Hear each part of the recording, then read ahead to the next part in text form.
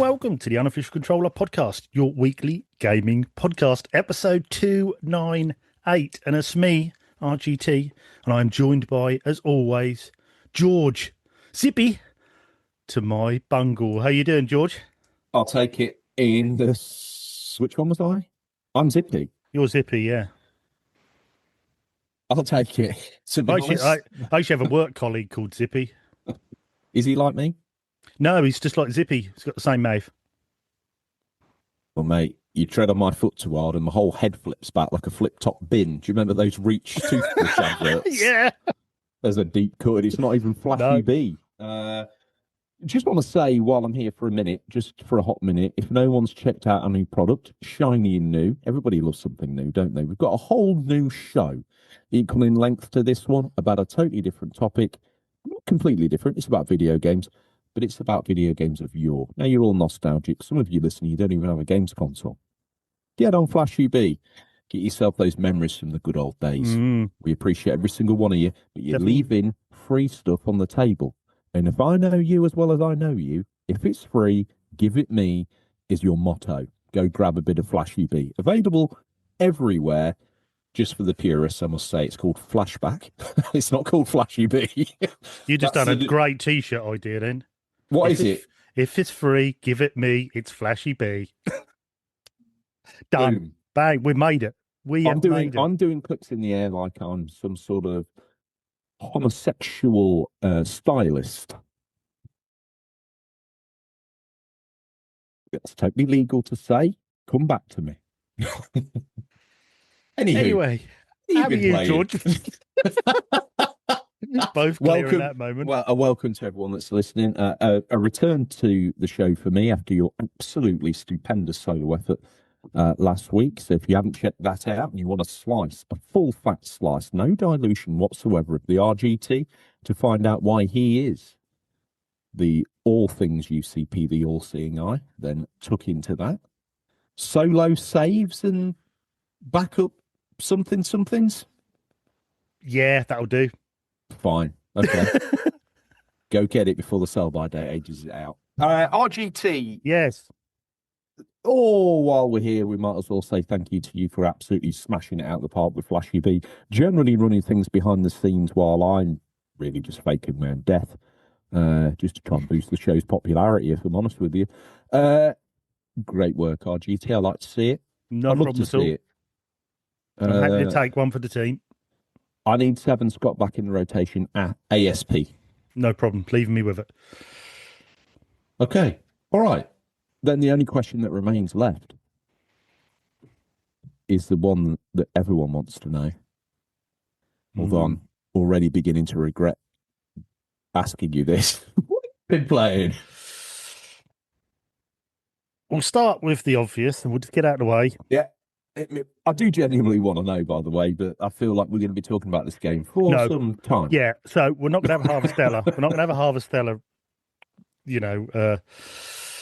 like that was, where I was mentioning that every single week. So, yes, I've been playing Hades 2, draw a line, done. All right, Hades 2. Permit me, if I may, to get involved. It's a couple of weeks on since you unveiled on the show that you're playing it on your Switch 2. You've raved about the graphical quality, you've raved about the screen quality, the port of the Switch 2 itself. How do you feel now you've had chance to walk in the shoes of Hades 2 how it compares to your memories of Hades 1 in a similar scenario? I've sort of spoke about this a little bit, I think, last week on the solo. It is exactly what you would expect a really good sequel to be. So it's all what you, especially if you loved the first game. If the first game is an absolutely, trailblazer in that genre, which I think Hades was, I would not disagree. This is that again, and then they've added all these bits to it. So you still get great music, great controls, great graphics, nice little story that doesn't, you don't have to be too invested in, but you can still, it still gives you a point to aim at. But then they've got all these other little added bits in. And I've even now just got I think it's the final extra bit of equipment I can have, which is a fishing rod. No. Here's a 30-hour plus to a game's length while you catch that rare fishy wishy. Yeah, it's nothing like that. It's just literally the same as the others. They're just added in so you can grab extra bits of stone or, for instance, fish or flowers, and then you can, because you'll unlock spells to do in the cauldron as you go, and then you think, oh, so I need two of those lilies, I need that fish, I need that bit of iron, and then you can then save them up, come back, make that. Like at the moment, I'm saving up to make a spell because there's an underworld and above world, and I unlocked a spell to open the above world up. So I thought, oh, I might go and have a look at that. And my health was just ticking down, tick, tick, tick, tick. I was like, what's going on? I'm not getting hit or anything. And then because they tell you the story that because you're a sort of a mortal, when you go above world, it ticks your life away quick. So you need a spell to make it sure that you can stay above the above world. So I'm now saving up to get that spell done so I can have a run through on the above world. There's all little bits of that all add into the actual Hades, game itself. And yeah, it's really good. I think it's brilliant. I think there's hours of content in there. Nice. Really good. And just when you open up these new bits and new worlds and you see new enemies and new weapons, it's just really good. But that's all I'll say on Hades 2 for now. I don't want people to get too overwhelmed. So what other title have you been tickling under the chin, you sexual deviant of a gamer? Well, I had a couple of hours at the weekend, and I was talking to me mate about Red Dead. It's his favourite game of all time, original Red Dead, right? And I thought, do you know Revolver. Red Dead Revolver, Red Dead Redemption. Red Dead Redemption. Yeah. And I thought, do you know what? I was looking through my PS5 and thought, oh, the PS5 version of Red Dead is on the Plus. It is. Let's have a little look. So installed that. Didn't take long at all. Started that lovely cutscene where you're John and you're coming in on the train, and I started thinking, I tell you what, this looks very, very good. This isn't just a reskinned, PS3 game. This looks really good. All right, okay. And it's hard to explain because it's not got those sort of angles and blurriness of a PS3 in textures. All that is sort of cleared up, but it's a PS3 game. Does that make sense? I've dabbled with it. I've dabbled with the original very recently, probably within the last 4 years ago now, but time flies when you're having fun. But I've gone back to it on Switch, played a lot of it on there, and that's kind of like a halfway house between what we remembered on 360 PS3 and obviously maybe what we got on PS4 before this upgrade to PS5. It kind of sits in the middle. To me, totally serviceable as it was. It was nice to see this upgrade drop for the Switch 2 version, for the PS4 to PS5 version. Obviously, Xbox was already well covered in regards of Red Dead Redemption. So happy days for them. They're already living in the best world possible. But it was nice for the cheaper seats to get dragged up and get this polished up release, no question, no compromise on the latest systems. It's a story that needs to be told. I think anyone who finishes Red Dead 2 to completion and doesn't immediately, at least for curiosity's sake, pick up Red Dead 1, because it is actually bizarrely the prequel stroke continuation of the story from 2 and done in just a really classy way. So anyway, that's how the houses write a game, isn't it? They know how to. The storytelling is always some of the best. Credits of 2 and tell me you are not meant to immediately put one in the drive. Yeah. And now it's been. I was saying to my beloved wife Rachel over the weekend, one thing you've got to praise Rockstar for. Now I know they get a lot of stick for it as well. Oh, they never really fancy up their games. They never really take their older games and flash them up. No, I actually am starting to think that might be a mistake. Let them be seen as they were on their original hardware. It would be like me taking Abbey Road by the Beatles and just completely refashioning it and lobbing it out there. It would feel not right. Maybe, if to get the iconic feel of that, you should play it on a record player. Maybe so. Maybe that's why vinyl's rising, because you want that. I want that's what I was going to say, yeah. Experience. I want to see what this game looked like then.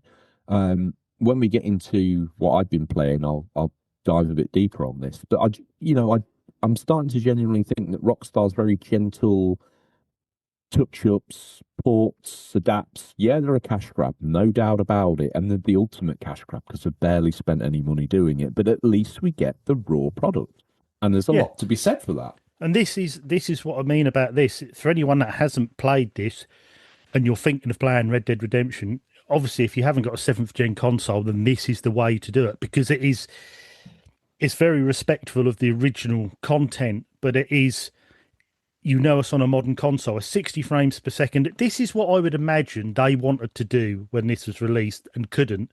So rather than making this all ray trace and everything else, they've just made it really clean, really smooth, really good. I think you still get a little bit of popping on draw distance. I haven't noticed it too much, but it looks fantastic. I couldn't believe it. It might be a game engine thing that they just can't work out. And why should they? Exactly. It was in the original. Exactly. And yeah, this is, like I say, this is really good. And for being free, I mean, I was tempted with because Mrs. RGT bought me the physical of Red Dead Redemption on the Switch. So I was thinking about chucking that in the Switch too and doing that. But while I was on the PS5, I thought I'll just download this. I mean, it's only not 19 gigs or something. So I thought I'll just quickly download it. And it didn't take many minutes to have a look. And I suddenly thought, oh, this does look good.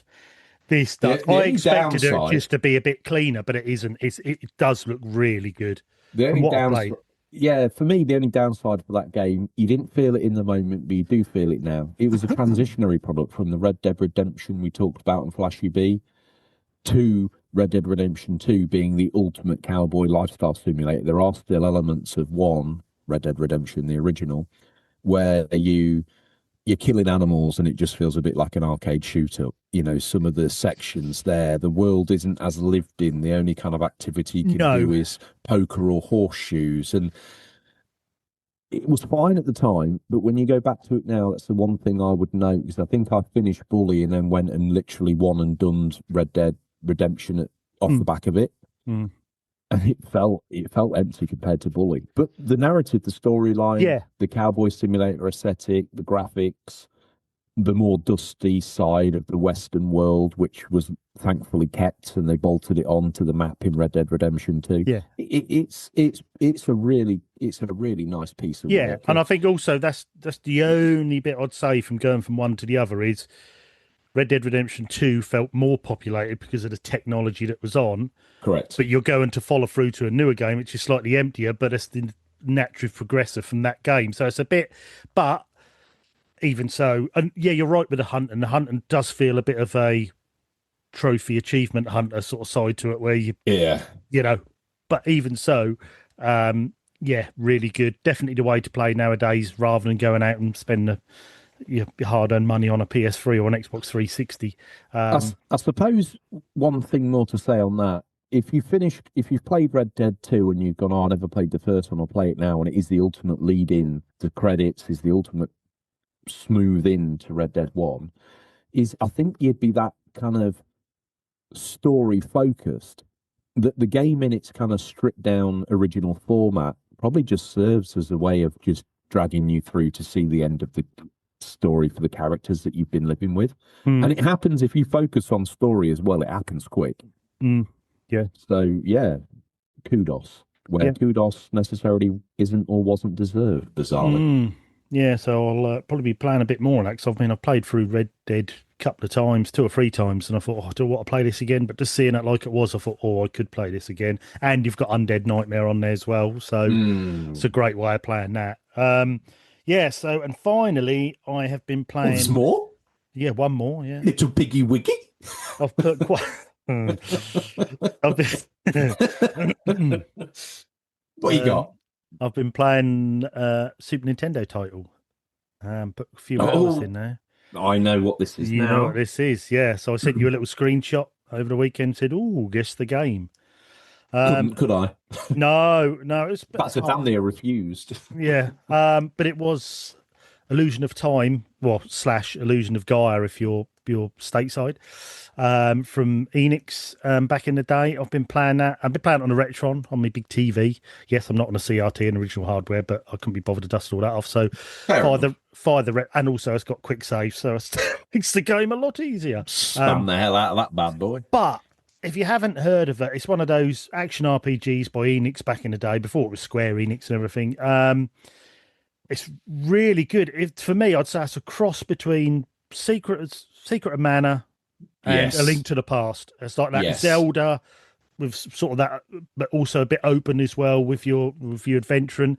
But I tell you what, it's really good, really Iconic box addictive. art as well, dude.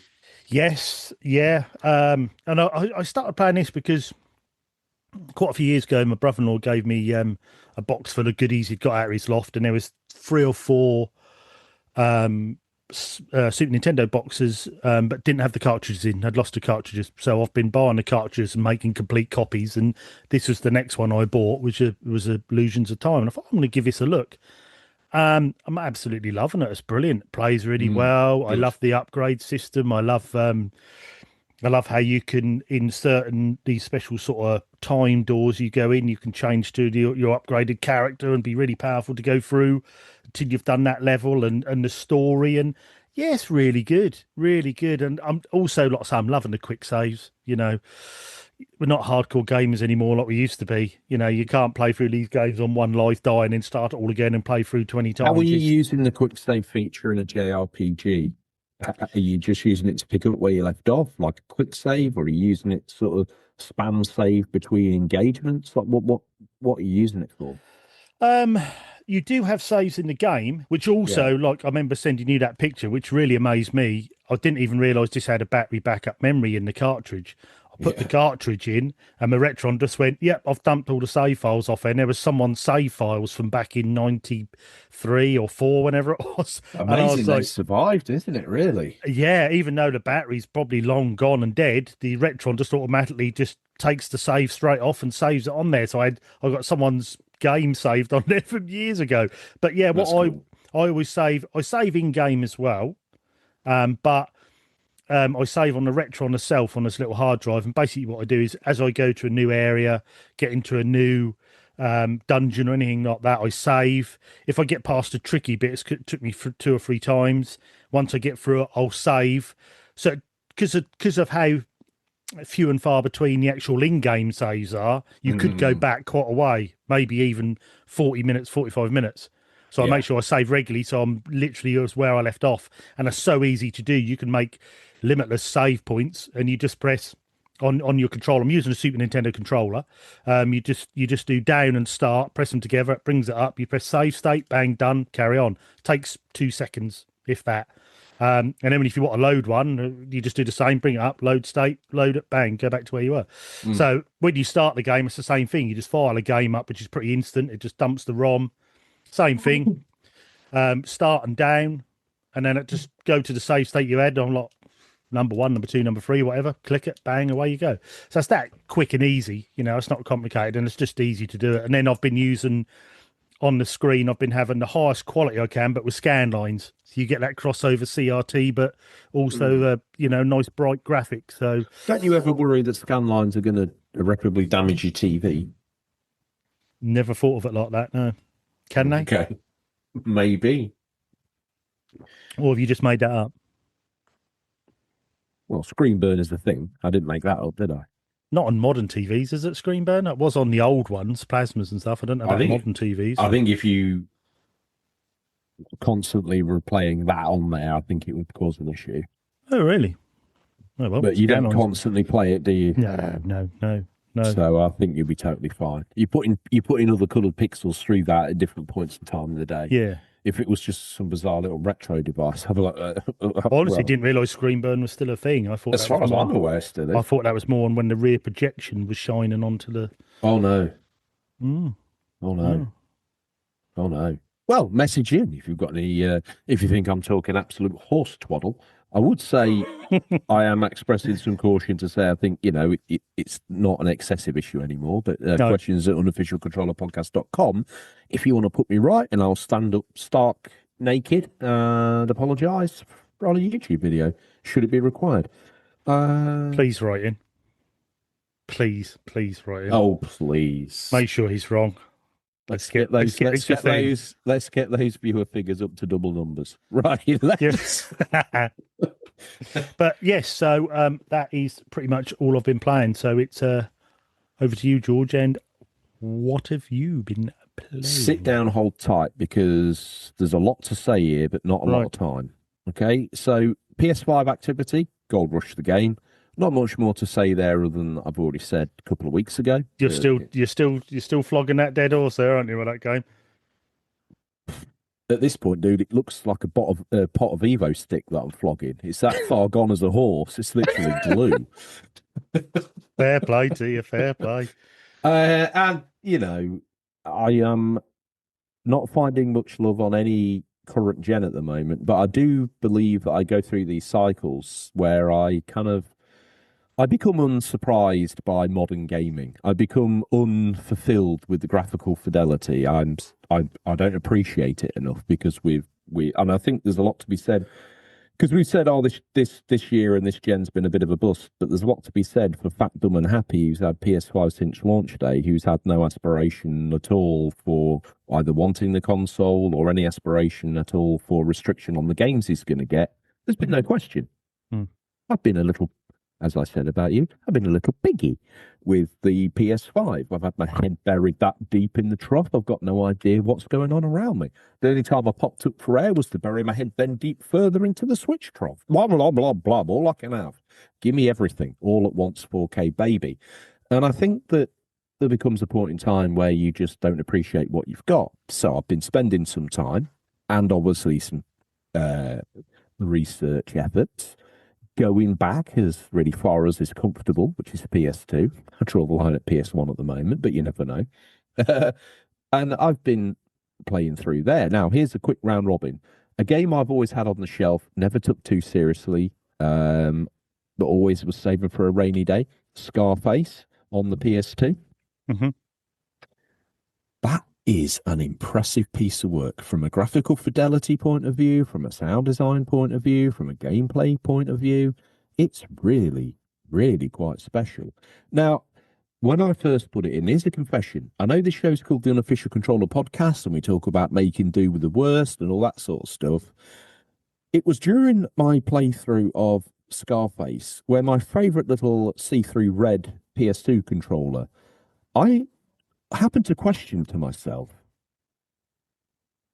how can all these games be like this? You know, I've struggled through. Game, I'll come back to you. I remember when I said to you probably a year or two ago, oh, Getaway, mate. Oh, that's hard by modern day standards. Yeah, I'm really struggling with that. The controls are like all over the place. Well, I dusted off the newest PS2 controller I've got to try and put this demon to bed. Now, this one's a silver PS2, DualShock 2, obviously, pristine condition. I don't think it's really ever been used. I plugged this in. Suddenly, Scarface is a different game. Feels like I'm playing it on a PS5 almost. The car will stay straight on the road. I don't need to constantly hee-haw at the controls. I don't need to be stabbing at the X button. This is strange. This is strange. Now you see why I use a Retro Fighters Defender. Well, we may go further down this rabbit hole because I turned to Rachel immediately and said, can you Google Brookman Wingman? Can you do that now? I'm not ready to plunge there because I do like the original hardware feel of the wide controller, etc., etc. But this new controller, so the red one's on ice. I need to take it apart and hammer it with the show sponsor, the Silver Hook electrical contact cleaner, available in all boutique and low price Poundland, basically. I thought you were going to say some really expensive hardware store. No, darling. Poundland. Silver Hook, made in Britain, British quality, so probably garbage. But I'll take that PlayStation controller apart and I'll give it a good loushing. I'll clean it out. I'll clean the contacts on the pad because one of the other things that was happening that the button wasn't connecting as and when I wanted it to for a triangle, which is, I don't know, I can't remember now. I've been playing that many different games. Probably got some 20-year-old Watts that's wedged in there somewhere. And... probably half a tin of Diet Coke or Cherry Coke. A little bit of pepperoni pizza wedged in under the contact. Luckily, it's see-through, so perhaps there's no foodstuffs in there. If there was, it would look like that forgotten Tupperware that you packed yourself up with that day and then forgot was under your passenger seat for 5 years. Until you smelt it. Yeah. I just got off and walked off on its own. The power of Tupperware, mate, means that you can have a dead animal in there and not know about it. It's absolutely joyous. There are large Tupperwares and there are small Tupperwares. Um, Anyway, I won't linger too long on Scarface to talk about a game that I completely misjudged originally, by the way. That's why I have never really dallied with it. Now I've dallied with it, I'm nothing but impressed. It is a bit derivative, don't get me wrong. I think there's elements of it that I'm sure that younger versions of us would have loved, like the balls meter, where you taunt people when they've died, which ratchets up Tony's balls, which then lets him do insane things within the game. Yeah, I don't know quite That's a mechanic of the era. Yeah, it sure is. And the intro as well was like set to a modern heavy metal rock track, and it was during this moment of just a general malaise for me that I saw Ricky Gervais' name pop up on the screen, and I was like, Scarface, the game for PS2 and original Xbox, quite the property. Really, quite the freaking property. Ricky Gervais. I've yet to meet him in game, but I'm looking forward. I know he's in GTA 4, but I didn't realise. But is he in GTA 4? I think he's in GTA 5. No, GTA 4. He does a stand-up comedy show. You can go and watch him. Is that 4? I'm googling now. You carry on. Okay, I will. The other game I played, as revealed early, a little bit of a spoiler, has been the Getaway. Now, with the rejuvenated controls and the success of Scarface, I decided to try Getaway. The Getaway is, quite honestly, a fantastic product. I see why it got the reviews it got at the time, but I'm enjoying it. And I think time has actually been very kind, and a working joypad has been quite the boon, if I'm honest with you. Where was Ricky Gervais located? GTA 4. It's in the comedy club. You see, I've played through that recently. I said to Rachel, I'm sure I've watched Ricky Gervais on the TV. I know, we'll go watch his stand-up in town. And I drove up and down I didn't find him this time. Street, and he's not come up. And I wondered. I even got the guide out and looked and couldn't see Comedy Club listed at all. So where is he? He is in... Because there was Chris Rock as well, right? Was it him, or there was another? If Ricky Gervais wasn't on, there was another comedian that was on. Yeah, and there was a magician as well, and someone else. I've been to the club and done I can't remember what it's called, the Starlight Rooms or something. I have been there, and in my last playthrough, I went 2 or 3 times and couldn't see Ricky Gervais. I think it's done on potluck when he comes up. I wondered whether myself he was in 5 after all that. Yeah, no, he's in 4, but I didn't see him this time. And I wondered because I'd updated my PS3 and there was an update for the game. Do you reckon there was some sort of licensing, or he's been removed? I don't know. But yeah, he was definitely in 4. That's a good point, because he used to appear on the TV quite a lot. From the very first island, you could flick around on the TV and eventually would come up. That's why I convinced myself it was obviously not 4, because all the other channels, Galactic Space Rangers, the Knife Show, the lifestyle of the rich and famous, the history of... Trust me, mate, I've watched a lot of GTA 4 TV. It's one of my favourite things.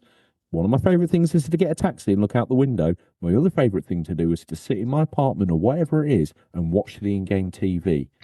Weirdo, admittedly, but it's my personal penchant. But you're our weirdo.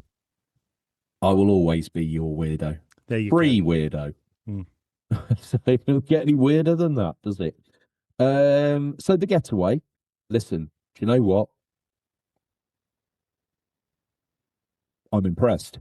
All of a sudden, not using my favoured PS2 controller, these PS2 games suddenly become very workable, enjoyable titles. So I'm getting like I found out when I got my Defender controller, and you could use it, and it works on PS1, PS2, PS3, and you suddenly play games thinking, I don't remember the controls being this smooth. And then, actually, maybe it's the controller. Yeah, historically, when a controller came into the collection, it was stripped down, cleaned, and put back together, and done as best as I could. Maybe this one's skipped to clean, or maybe there's something wrong with it. I don't know. And it's the one I would always go to because it's see-through. It's red, man. It's cool. Of course, I'm going to use that one. I'm not going to use the black one. I'm not going to use the silver one. I'm going to use this one. That was a mistake. So anyway, the Getaway, really enjoyed it. I'm probably about 3/4 of the way through that. It's been a blast. It's been a blast. The only thing I would say is... That's tough. I remember it being tough. I remembered it being tough, but I've played it through this time, and it's been a cakewalk is strong, George, actually. It's very strong. but not ever stuck to the point of frustration. Mm. And also, I'll tell you what, one of the most impressive things is Mike Grace's car designs in there because their cars Right. look very good for a PS2. Let's just take a little bit of time to talk about this for a second, because graphically, there's no UI on the screen. Now, that was frustrating to us at the time, but now when you view it, you can appreciate it Mm. more. Now, I do still think the times where whatever his name is, I can't remember his name now, he leans on the wall and makes noises of a man being filleted for 10 or 15 minutes. Somehow that heals his wounds, gunshots Mm. direct to the chest, and he's able to continue on. I'll be honest with you, the slight mumbled groans of a man are a little disconcerting, but whatever. Um, it doesn't take you out the game per se. You're not picking up a first aid kit, but I would argue leaning on the wall for a minute is just as game breaking as picking up a first aid kit. Yeah. I'm just going to put it out there. The other thing that's quite frustrating, and I had to research this to make sure I wasn't remembering it wrong, but the indicators on the car, now they're used to navigate you around the city. Now, that's a very slick, very intrusive UI design. I think it's flawless, but but that element of the game is very broken. It sends you the wrong way down one-way streets, which causes issues. So you need to check the lane before you turn down it, but then you start to panic because the light flashes more. That whole section of the game causes it to be a lot harder than it needs to be. You need to kind of ignore the indicator. When I followed the indicator religiously, I was the wrong way down one-way roads, which makes it harder to chase. It very much hardens the game, and I also think it lengthens the game as well. If you choose to follow it religiously, and not as you play through, as I'm playing through, I'm kind of, unfortunately, I have to drive through London on not regular occasions, but on today I've been down there. And you kind of know where places are and you kind of figure it out. So they've nailed that element of it. But if you to solely follow the indicator, you make the game so much more difficult than it needs to be. If you kind of follow your nose a bit more and roughly know which direction to go in, once you're going with the traffic and abusing the bus lanes, I said to Rachel last night, if this game came out today, this would activate me driving in the bus lane, would get the equivalent of a 5-star wanted level, more than rear-ending this other dude. Yeah. Right? All the fines would be racking up. But there was one section, and this is where I was going to in my rambly story, is where I came up to some traffic lights, rear-ended a car, the back window put out and put glass on the floor, and it punted forward in it felt like, we both said this, it felt like we were watching police camera action. There was no UI, the noise of the impact, the car then coming across on the T-junction and taking said car that I'd punted out at the same time. It just all unfolded. And there's something about the signage as well, the BT van. I think we've just done that level where you take the BT van, you go into the cop shop, and I mean, that was enjoyable. It was super easy, but it was such a nice sort of gameplay experience. There was a couple of times where I died, but the exploration meant that the next time I went in, I knew exactly where I needed to be and exactly what I needed to do. So, yeah, I say to anyone, dust it off. It's a curio for 10 minutes, but there's a little bit more there if you want to. Like the story as well. I forgot how brutal it is. Like It's a brutal story. It is a brutal story. That game. I mean, you can see why Mike Grace and the team won BAFTAs for this, because it was way ahead of its time. I mean, taking the HUD out, they had this vision of more of a movie. You actually are playing and you are playing a lot of Lock, Stock, and Two Smoking Barrels. But it is. That's one thing I want to talk about. It is not a comedy. Oh no. It's. I mean, on the gangster front, it's dark. Yeah, it's very dark. Mate, it's a real world gangster sort of film, but it is, even when you go back now, yes, you've got to take into the time it was made. It still looks very good but if you were never into the PS2, you'd go back now a bit and go, oh, yeah, but you got to think of the time. Don't forget. I mean, yeah, this probably came out around the time of Vice City, but it took them until at least Scarface to get graphics of that quality again. Yeah. Because no disrespect to full disrespect to Getaway, there is nothing else to do other than the missions within the game. Yes, yeah, Kudos to Vice City, there's lots of things to do yeah. outside of the game. Kudos to Getaway for looking as good as it looks, and actually now holds up. At the time, it didn't fare well against Rockstar's offerings because it didn't have the depth, but it had the graphical fidelity. Now time's moved on, the graphical fidelity has done the Getaway so much good. So we'll leave that there. But there's a couple of other games that I've been playing. Lord of the Rings, The Two Towers. Rachel's a big Lord of the Rings fan, so we've give that a bit of a bash. Still impressive at times when the game fades between the game and the movie and then the movie to the game. But time is starting to weaken that effect. I think it's better in Return of the King. There's been a couple of times in Two Towers where it's gone from the film to like this washed out PS2 thing. Like, oh. But it's There's still a few games used to do that back in the day. I think the Harry Potters did a little bit as well, and you'd think, oh yes, I'm in the movie, and then that'd slide into the graphics, and you go, yeah, he didn't look like that a minute ago. When they did it right, it was good. Yeah. There's certain times where I thought if they'd just done it on that black screen, which was in the movie, and then it had gone to the game, I would be so That's a good it. idea. Yeah, well, you actually cut where the movie does and goes into that. Yeah, goes into the next bit. But I guess there were time pressures. And the other game that I've been playing is a bit of a Resident Evil clone. Again, this is all kind of research for Flash UB and to desensitize myself to modern graphics and a bid to over Christmas go back and be absolutely blown away by the pro version of Death Stranding and Yotai. So I'm waiting, and if I force myself to look at the Getaway for long enough, anything's going to look great. So on top of that, there's the X-Files game. A lot to be said about that. It's a wonderful product. I've never played that. I've been a licensed sort of. It's a Resi clone, but probably closer to. Oh, really? Closer I didn't to know like that. Code Veronica in terms of the way you drive the character through the screen. It's not Is exactly it tank controls. It's not exactly tank controls, but it's that halfway house of tank controls that we got in Code Veronica. Okay, yeah, I know what you mean. Yeah. It's acceptable. It's acceptable.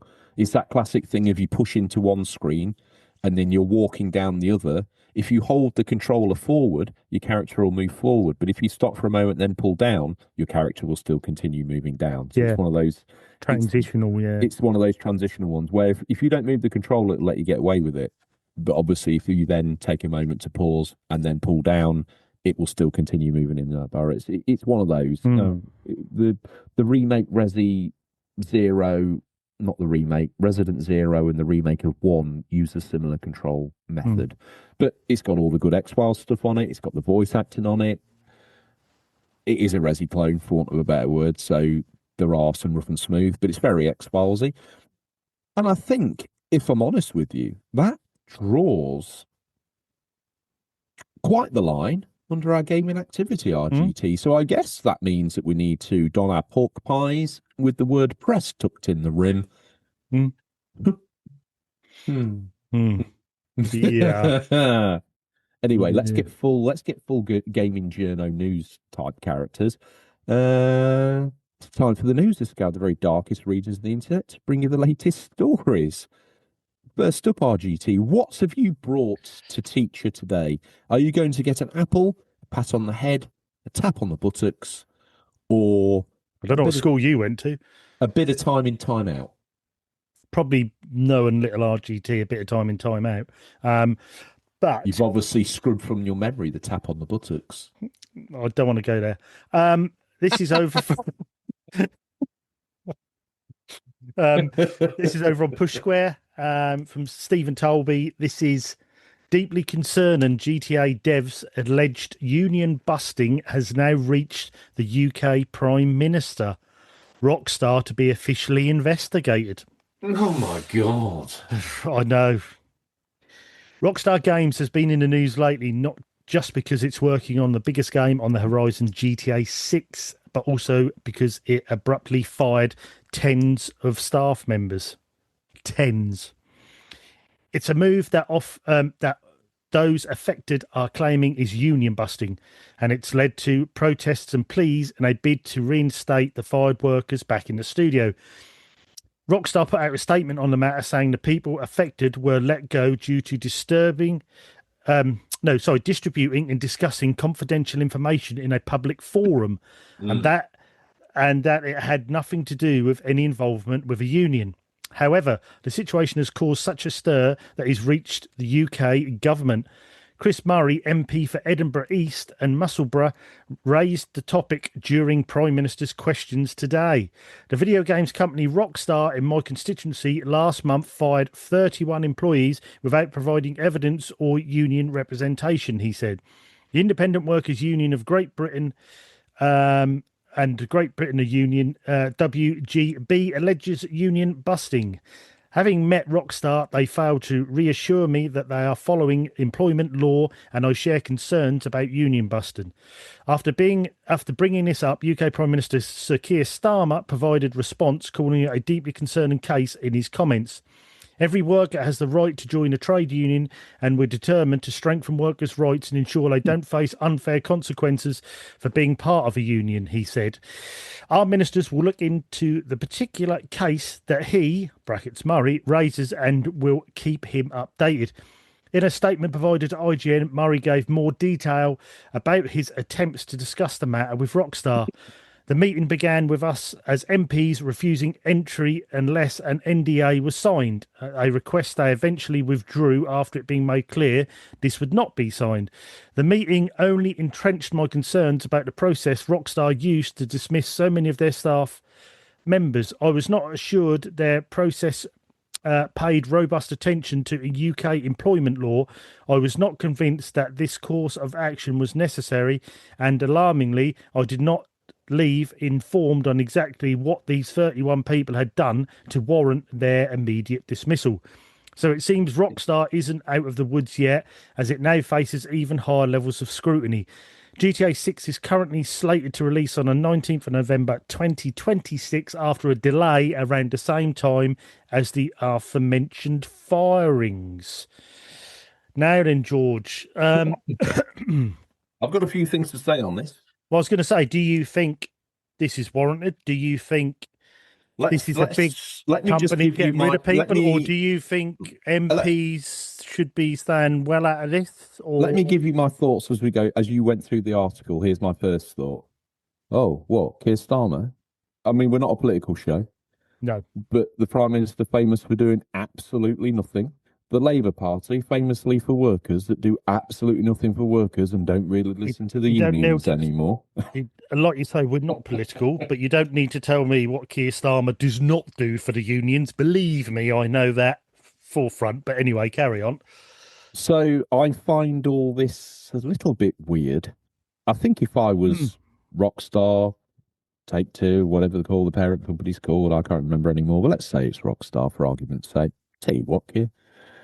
We won't launch, if you've got an issue with this, what we won't do is we won't launch the biggest entertainment product for the last decade in the UK, because that's an awful lot of 20% VATs you will not be seeing. PAL, PANIO, CHIFIO, BATIO, BOD, and also the corporate tax we won't be paying here because we'll put it all through the New York office.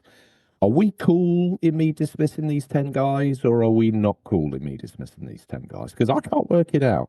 Equally so, if it transpires that Rockstar also, as my thoughts came up, an MP has an issue signing an NDA, walking into a building where they're designing the biggest entertainment project in the history of man, which cost more than the Burj Khalifa itself and will generate 6 times the Burj Khalifa's revenue within 7 days of its launch. That's someone that doesn't understand what they're doing in that place, because anyone who walks through them doors signs an NDA. So I'm not quite sure what his issue is with signing one. I don't. Well, you're an MP, so immediately you wouldn't say to your kids what you saw potentially when you went into Rockstar. I'll tell you exactly what that is. Snapping with your phone, then when they get mardy with you, say, "Well, I didn't sign an NDA, so what's it matter to you?" It's nuts. It's obvious that he doesn't know what an NDA is. He thinks, "Oh no, you're trying to keep me quiet." Nope, that's just so you don't spread about what they're making. You could really cause a lot of damage by going in there and then All not the sign. surprises that normally come with a Rockstar release that make it special because we Yeah. didn't know that was in it, and oh my God, can you believe you can do that? Mm. I mean, the chances of him working out what he'd seen or whatever, but if he walked by and just saw someone doing something within a game and said, and while I was there, I saw this on the screen, what if that was like a real bombshell of a thing? Mm. So I The thing, understand an NBA, but I don't understand why he wouldn't sign it. I, the discussion inside, there's been a lot of noise about this being a union busting move. And if it is, well, we know that unions aren't popular in gaming because there are a lot of restrictions to unions that would stop the crunch, as an example, which I know mm. the employees are against, but I know there's been a lot of hullabaloo, and Rockstar have worked seemingly hard in their own admission, so we don't know, to reduce crunch. But I've heard a few commentators and a few games developers say, like, that the crunch is the element of what makes the game good at the end. It's where we all get together and have to crunch down to make it happen, to make it be everything we wanted it to be, to get it out. Do you want to have Red Dead Redemption 2 on your CV, or do you not want to because you had to do 6 months of crunch? Because you've only got to have designed a tree in Red Dead 2 and you could rock up at any studio and they'd take you seriously. Mm. So is it worth it? Same for Naughty Dog. They were also under pressure for crunch. But hang on, you designed Abby's shoulder muscle in Last of Us Part 2. Oh, yeah. Well, hang on a minute. All of a sudden, I've got to take this guy quite seriously, this guy or girl quite seriously. So I think there's some element of crunch required. There's an element of protecting staff for sure. And I, for one, know there is no crunch there's no long hours at the beginning of a project because they aren't really required as you're building the passion and you're sticking ideas on your mood board. That's totally cool. That's the laissez-faire kind of artist thing they signed up for. The crunch comes after, unfortunately, when you've got to take those ideas and turn them into code. That's hard. Mm. And it'll always be hard. So I kind of understand why unions are frowned upon, but I also see from a workers' rights point of view why a union would be required, because I think some people feel a bit under the cosh. But then again, I should imagine the bonus payment from Red Dead Redemption 2 alone would probably put a smile on your face on that dark night when you're working at 3 in the morning. I don't know. I don't know. We're talking big numbers, though, RGT. We're talking remuneration on the scale of something that would make people very happy, I would imagine. If you're a tester, maybe not. Maybe your portion of that share isn't that great. But so I see both sides of the story from the union non-unionization. It's allegedly not even part of the discussion in this scenario. What the discussion is did they or did they not share publicly undisclosable content because of their contract on a public forum? Yes or no? Where's the research in that? Because surely forum, boom, we can go to it. It's date stamped and it's got date stamps and times. There'll be pictorial evidence or post deleted with the username. We're not talking Sherlock Holmes here. Tell me, did they or did they share this stuff on a public forum or no? Yeah, and for me in this, I'm not saying by any means I'm sitting on the fence here. I'm not saying Rockstar. You always do. No, but the thing that gets me with this is, I mean, whether Rockstar right or wrong, right? For me, this is beside the point. Yes, 31 people have lost their jobs. I feel sorry for them. We don't know if they done wrong or did wrong. I don't think this is a union thing. At the end of the day, what really gets me is why are Keir Starmer and this MP bringing this up? Because one of the biggest employers in this country was laying people off for no other reason only a few years ago, and they were not interested. But a games company in Scotland lays off 31 people and they're all over it like a rash. Would this be anything to do with publicity because it's the biggest game in the world? Yeah. One of the biggest developers in the world? Or is there some form of an eye to saying we need a percentage to pay for your crime of staff harm? Yeah. So if the local TV shop down the road, or the hardware store that's quite big, say a B&Q or anything like that, no names or anything like that, but you know what I mean, a big store. If they laid 31 people off in his constituency, would he be in the House of Parliament speaking about it? No, he would not be. He's speaking about this because it's the biggest thing being spoken about at the moment, and they seem to be getting some good mate. No, I don't think it. it's even a publicity thing. Do you know what I think it is?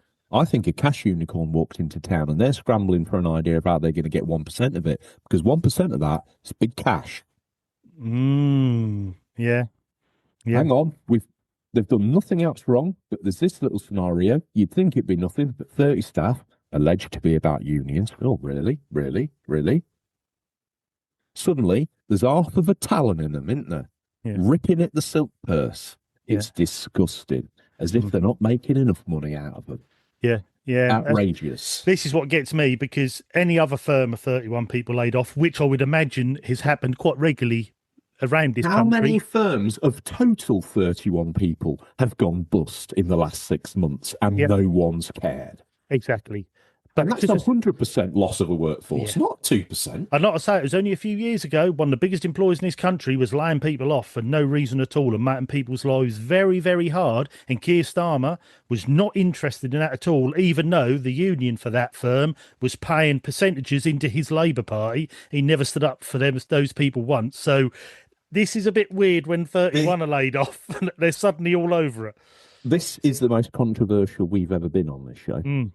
And I think for that reason, we should draw a line on it and get back to the games. And I'm going to take us on a whimsical journey, RGT, because get us on that whimsical journey. Let's get off this. I feel dirty in a way. I feel filthy because we've talked politics, and I think it completely wrong. That's a one-off.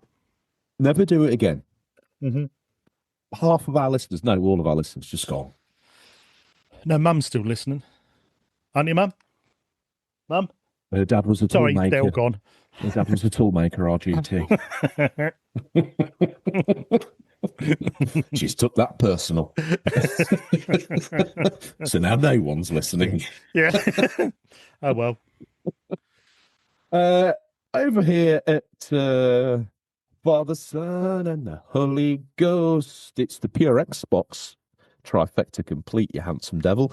Halo 3 wins Game of the Year as GameStop reveals its full set of awards for 2025. Yes, this is a thing that happens, said owed Fraser Gilbert.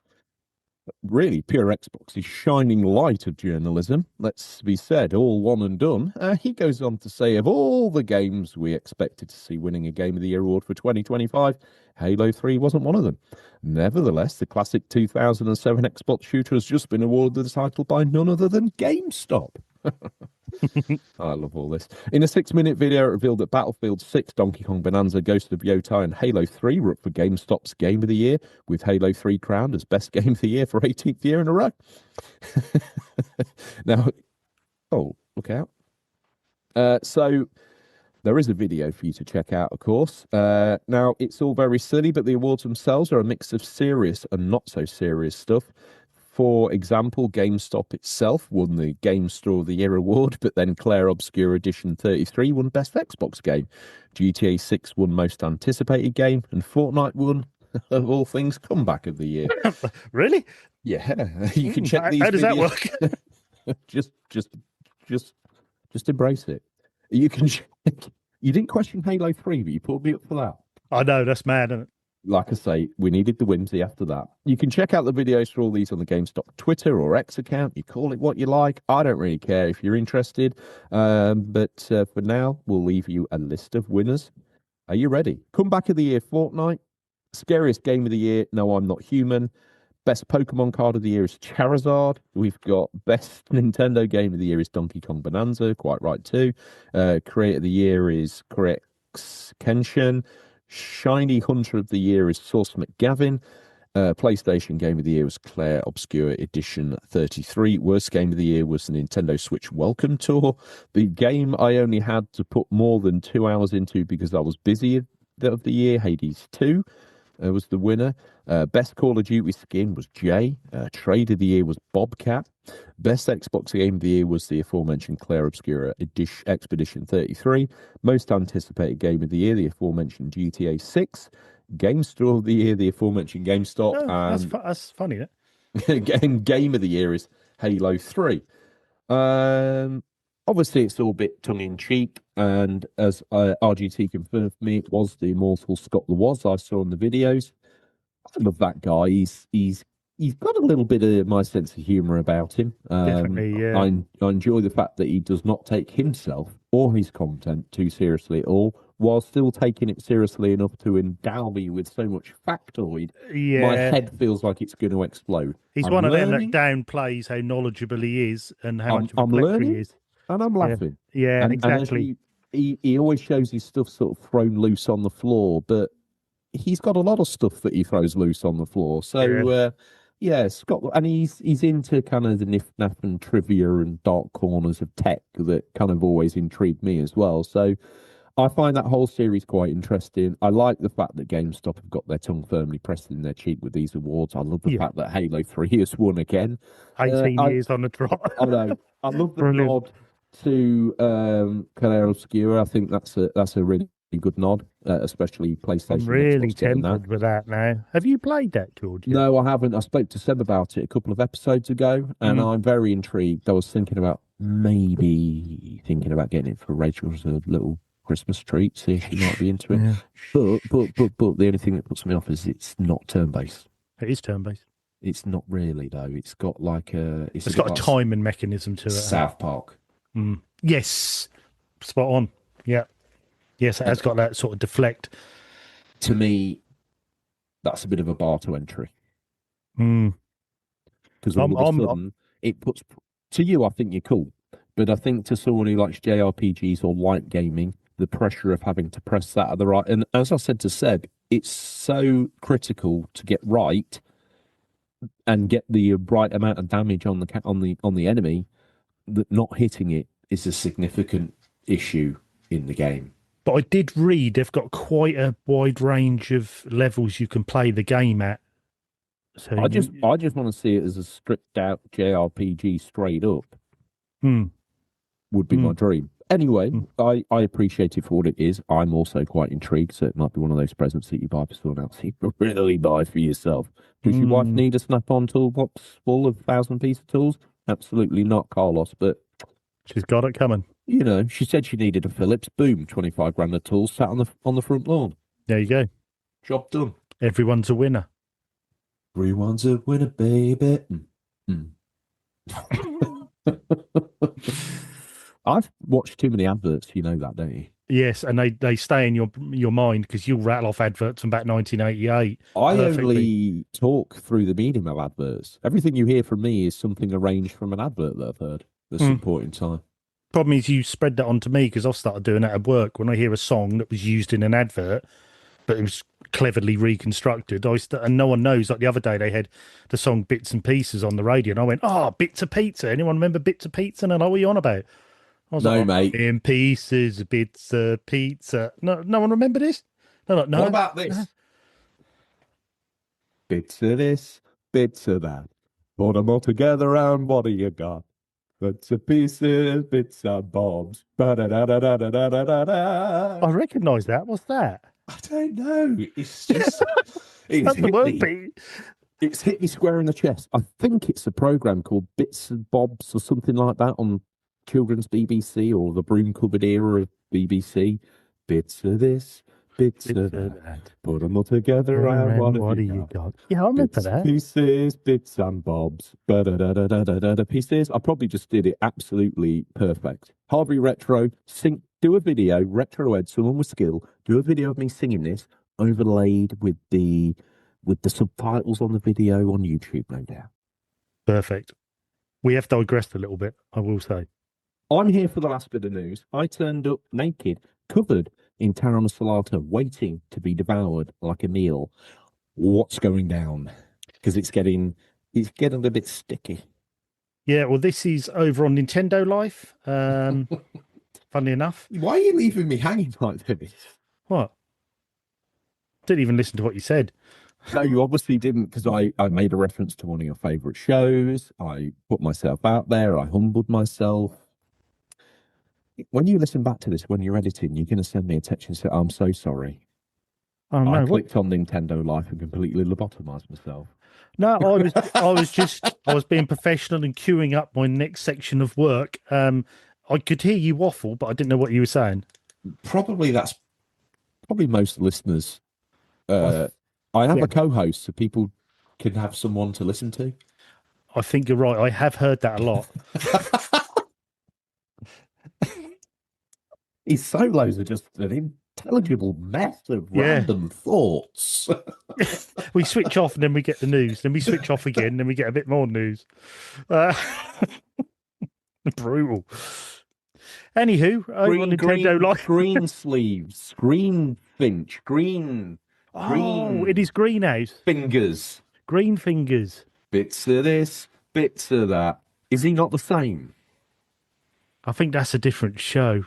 We'll look into this for next week. Not that anyone's interested. This is Flashy B content. I've blown it on the main show. I don't know what's wrong with me. All my content has been Flashy B content so far. We'll be doing Flashy B, and you'll be talking about Claire Obscure Gold Rush. Gold Rush. Anyway, Nintendo Life. Over on Nintendo Life, this is by Ollie Reynolds. Digital Foundry delivers its tech verdict on Red Dead Redemption for Switch 2. Now, that's quite a break. Hang on, mate. You can't do the third story without saying the holy trifecta. I did say it before, but obviously you weren't listening to what I was saying. That's what I do. You only have me as a co-host, so people have got to watch. Exactly, because they don't want to listen to me. This is role reversal. It's really weird. It's like a parallel world here. Slam it, flip it, reverse it. Put your flan down, flip it. Which I can't even say anymore. Put your flan down. Flip it and reverse it. Is it worth it? Anywho, Red Dead Redemption what's going on here, mate? Is now out for Switch 2, delivering an updated version of the acclaimed Wild West Romp. Romp's a bit strong. That's how I'd describe a carry-on movie. Yeah, it's good as I don't know where Romp come into. But anyway, calm down, Ollie.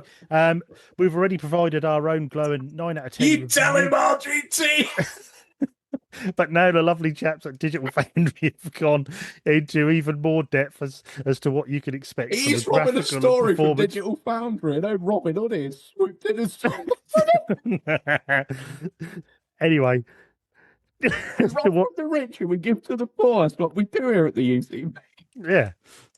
Just in case you haven't got the internet, you can listen to the story here. Anyway, Digital Foundry have gone into even more depth as to what you can expect from a graphical and performance point of view. Starting off with performance, Red Dead Redemption runs at a mostly stable 60 frames per second, with minor dips present in armadillo. Crunch on the outside, soft in the middle. I need to say this. You didn't listen. No, listen to me. Advert. I need a picture of John Linneman and a t-shirt saying, "I'm the real victim here." Oh, God, you're that. It's a bit fun. Hashtag me too. Right, are you done now? I've seen that through to its logical, humorous conclusion. I think we're done. Right. Yeah. Tell me about the frames per second. Tell me about your merriment. No, I was talking about armadillo. It was an old advert. Can you remember that? Oh, it was. Crunchy on the outside, soft in the middle. Armadillo. What was that? Was that for like Dime Bar? So Harry Dime Enfield Bar. And Dime Bar or something? It was, mate. Yeah. Armadillo. Yeah. Crunchy on the outside, soft in the middle. Starting off with performance, Red Dead Redemption runs at a mostly stable 60 frames per second, with minor dips present in Armadillo and Blackwater, particularly when playing the Undead Nightmare add-on. For the most part, however, you can expect lovely, smooth gameplay with very infrequent interruptions. Looking more closely at the visuals, the game's textures and world design remain pretty much the same as those found on Switch 1. However, while docked, the Switch 2 version utilises the DLSS to achieve a more detailed 1440p resolution from a native 720p. There's much less flickering going on with the foliage, while objects off in the far distance have reduced aliasing. Meanwhile, 2D assets such as the in-game map are much more detailed thanks to the higher resolution, while shadows appear slightly more realistic than on the original Switch. There are still a few lingering issues, mind you. Some textures will flicker and pop in slightly, which Digital Foundry notes as disappointing given the age of the original game, while shadow quality in the handheld mode is noticeably worse than compared to docked. To be honest, the issues mentioned seem minor. That is unlikely to cause any issues for the average player, with a nice boost up to 60 frames per second and much improved resolution thanks to DLSS. It seems Red Dead Redemption on Switch 2 has proven to be a success. success. So yeah, so even the Switch 2 version seems to be Is the Switch 1 to 2 version a free upgrade or is it paid upgrade? Because I think there's some confusion here. Because I got confused. If you've got it digital, I think there's a free upgrade, but if you've got it physical, there's a paid upgrade. Is that right? Something like that. Really?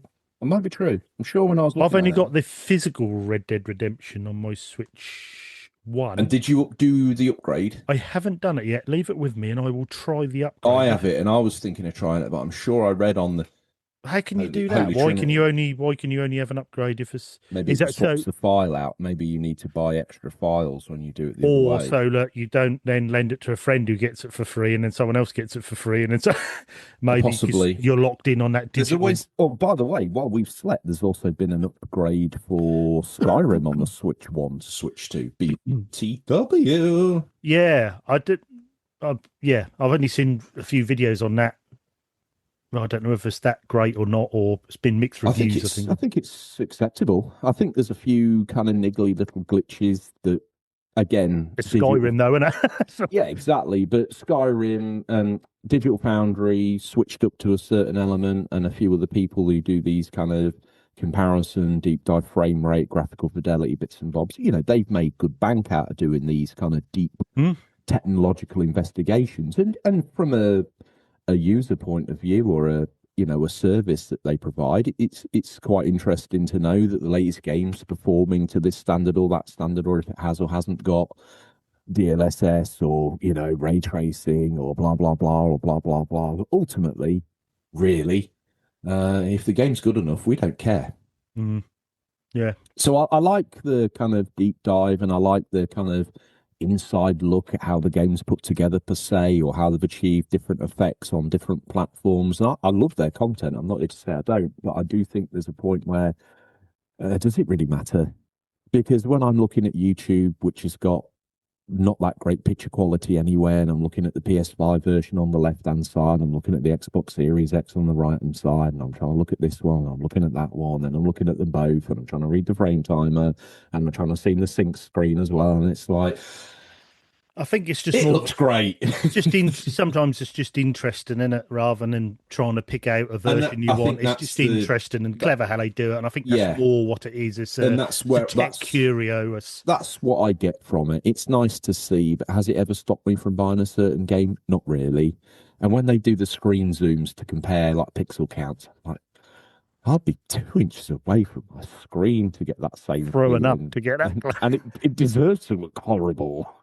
Exactly. I can hold the Mona Lisa 2 millimeter away from my eyeball, and it looked just the same. Yeah. Come on. Like I say, I appreciate the content. I like it. I'll always watch it. I especially like the retro stuff. I find that really good. The launch of the PS3 has been really great coverage. The 1080p PS3 coverage, like what games do have 1080p and what games don't, was great coverage. Yeah, brilliant. The E3s, the 2000s era E3s that they covered, really good. No one else is doing that content. So, actually genuinely appreciate what they're doing. But sometimes I'm like, oh, I'm getting it. So does it matter in Star Wars Outlaws if Nix's head is like upside down in this cutscene? Not really. Yeah, I know what you mean. But it probably is. That's probably got more and more popular is this generation, and from the last generation has gone more into graphics and ray tracing and versions and how's the best looking game. I would argue this is the gen where we spend more time watching videos on YouTube about the gen that we're meant to be playing than it is actually games that we play. Yeah, I think you're spot on. I think you're 100% spot on. Yeah, definitely. It's a bit odd, isn't it? But that's the way it's gone at the moment. But very strange. And I think that leads back into the idea that we think there's not a lot good going on in gaming, when actually, I've got two of the biggest games of the last year sat on the shelf ready to rock and roll. I've got Claire Expedition 33 that I really ought to purchase and have a go at. There's a slew of other games on the Switch I've not even scratched the surface of, and I'm sat here playing Getaway on the PS2. I'm the problem. Yeah, I think we're the problem as well, because I'm not counting pixels when I'm running through a very blocky house on Resistance 2. You're a weirdo. Yeah, I know. Why aren't you blinking like to see if it matches in time with your 30-second blinks? Yeah, especially when you're playing it on a 4K gaming monitor and you think, well, have I got a PS3 running for this? Oh, mate, even better if you're trying to count frames on that with blinking at 120 frames per second. You might as well just sit with your eyes shut. Yes, great graphics. That's like the turn of the lawnmower man in that visor. You are Joel. Yeah. Is his name Joel? He's now. Harvey Retro, let us know. Yeah, another one. You got some homework this week, fella. He really has. He's got some T-shirts to print and send him. Well, I want them stitching out of his hair as well. He's got enough to cross stitch. Yeah, it's a small T-shirt. I don't want him to go. I don't want him going completely bald or anything. I don't want that, Harvey. Don't do it. Don't do it. Don't do it. Saying was to talk about Harvey. Obviously, the show would be nothing without the numerous listeners across the world. Over was it 100 countries and 4,000 cities or some drivel? I think it's. Yeah, I think it's even over that now. I think. So I want to say that I do play down the show and make out that it's this thing and it's a joke. It is actually deadly serious, and well, it's not deadly, but our love for you is deadly serious, and our appreciation of you is deadly serious. And in some ways, I do the product down by joking about,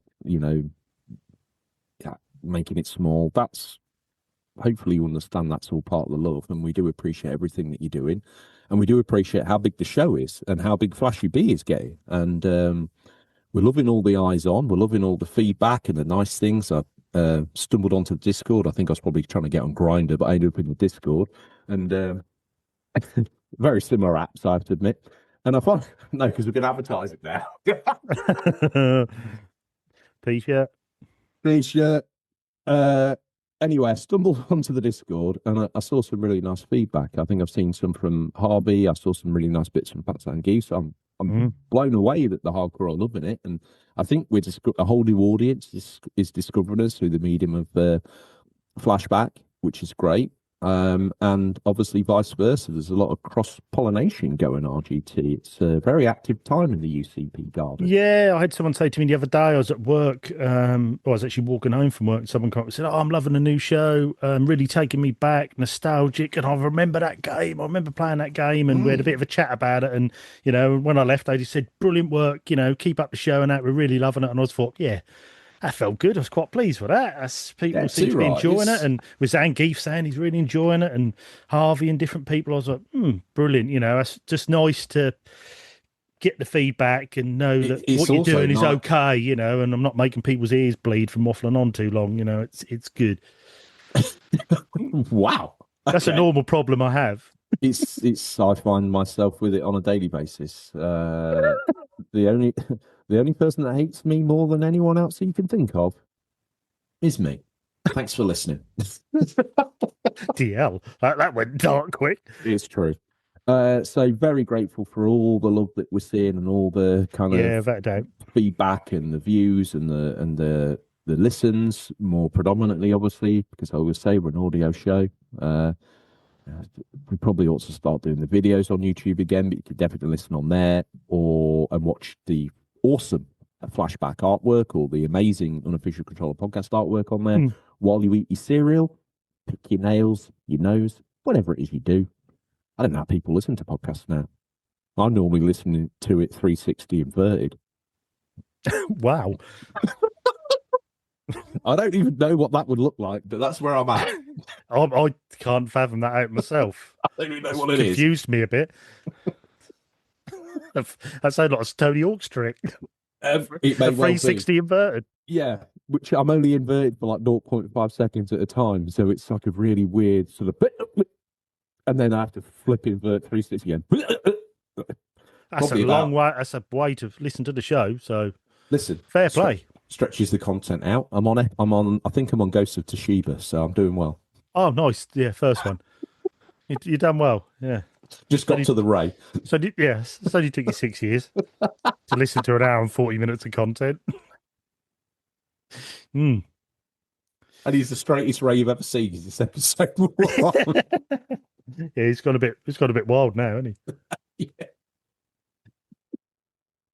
I'm a bit scared of quite the mammoth show of the PS5 Star Wars Rises special or whatnot. I think it took me 6 months to get through the intro music.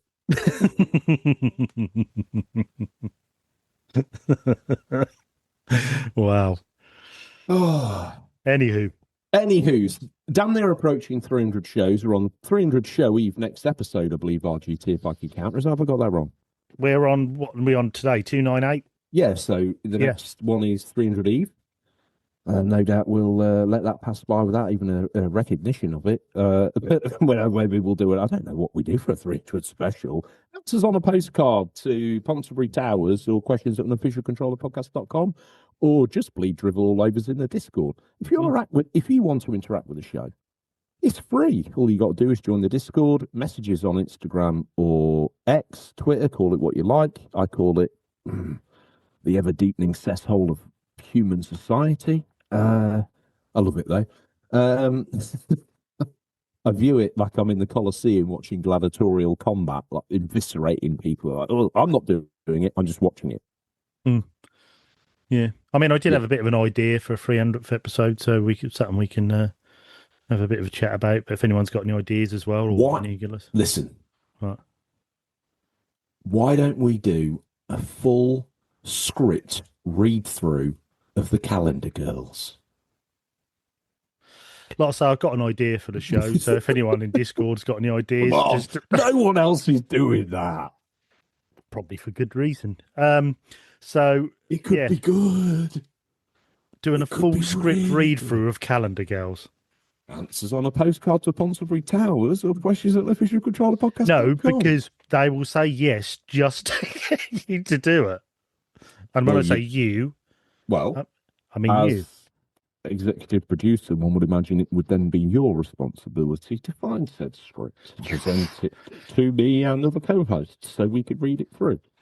Personally, I'm looking forward to Seb's Yorkshire accent. I'm starting to realise why I was made executive producer. Just to rein me in a little bit.